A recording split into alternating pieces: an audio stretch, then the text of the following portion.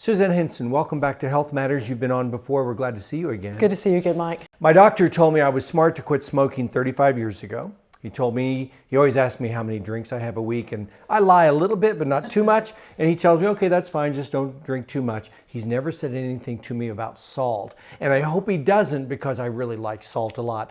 What's the risk, though, of too much intake? And today you're going to talk a little bit about finding salt where we don't think about finding salt. Right. Salt is much like sugar. It's hidden in a lot of foods. And unfortunately, in this part of the country, we do like our salty foods because we like our fried foods. And so we've all gotten accustomed to a pretty high salt intake. Yeah. And so trying to trim it, which is smart for anyone, because we know as we age, blood pressure tends to creep up, and salt is the culprit. Is salt listed on ingredients? Is it required that it be listed according to standards? Yes, it is, and it would be listed as sodium on that nutrition panel. But how many of us pick up a box or in a restaurant ask, what's the salt content? We don't ask that question much. Right, and you bring up a good point. In restaurants, we don't tend to look for it. Most of us tend to think, oh, how many calories does something have? How much fat? For people managing blood sugar issues, they look for carbohydrate. But salt is always the trade-off for convenience. And so when you do go into a restaurant, whether it's fast food, takeout, or sit down, you're getting more salt than you realize. I know you notice this. Family or friends or people you don't even know in a restaurant, food will be set down in front of them and they'll reach for the salt. Salt shaker. They don't taste it first or anything. They want more salt. I know. We do it at our family table and we do it in a restaurant. Yeah.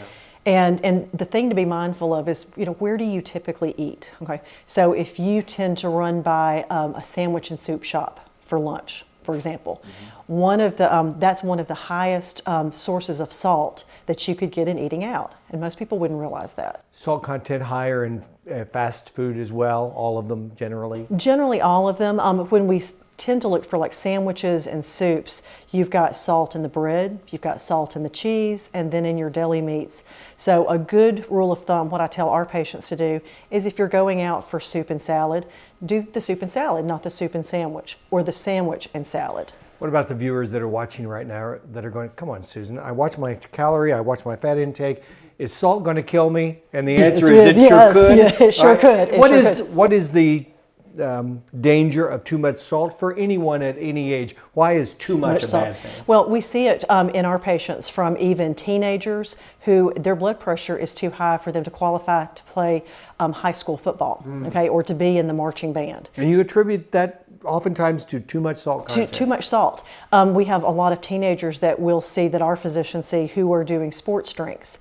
Well, sports drinks are designed to replace salt that's lost by a true athlete who is working out for hours under extreme conditions. So, for example, our collegiate football players, they need those sports beverages. Our high school athletes do not. I'm going to throw in a personal question because it's my segment and I can if I want to. Okay. Back in the 70s at basic training, one of my jobs as the guide, it doesn't matter what that job is, was to pass out salt tablets to everybody that came out of the dining hall. But we were sweating a lot in San Antonio, Texas. Was that a good thing to do back then, and should you still do that? Well, when you look at true athletes, whether they be on the playing field or in our armed forces, their training regimen is so far different from, say, me, who's just doing a 30-minute walk, after work, or that high school athlete who's working out for an hour on the field. So really those sports beverages are designed for the true athletes, those members of the military. But what we want to look at is for the rest of us, we really just need water if we're working out. And then to go back to those restaurants, take a look. Like if I really want that sandwich, then I'm going to suggest that you pair it with a salad as opposed to soup. Okay. And what are some alternatives? If people are they've been eating salt all their life, but they consciously want to cut back, is there a substitute besides cutting back on use? Is there something else you can do to still have the taste you want? Absolutely. What I recommend my patients do is I love for them to use sea salt or kosher salt. That's better. Yeah, the granules are a little bit larger so that you'll get more flavor, a more flavorful impact out of using those. I recommend herbs and spices. Just this week I had a patient who said, hey, you gave me some samples of things and it was something that I could use and avoid the salt. And I said, absolutely, let's go back and revisit that. And she liked it. So you can try new things and you can actually adapt and start to be be a little bit more aware of how much salt is in what you've been eating. And so you become where you can transition to a garlic powder, onion powder, or some of the salt-free blends that are in the supermarket.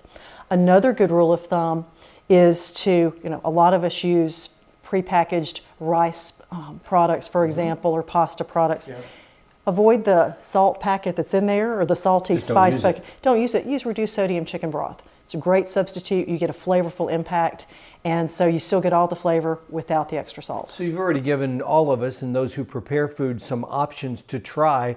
A young person may not be predisposed to issues from salt, though they can, but the older we get, the more smart we need to be. Right, and some individuals are salt sensitive, and so their body is responding even more so to that excessive salt intake. Suzanne Hinson, we appreciate your expertise. You don't always tell us what we want to hear, but you tell us the truth, and you have alternatives for us, so it's not just don't do it. I'll always give you an alternative. Very good. Suzanne Hinson, thank you so much. Thanks so much, Mike.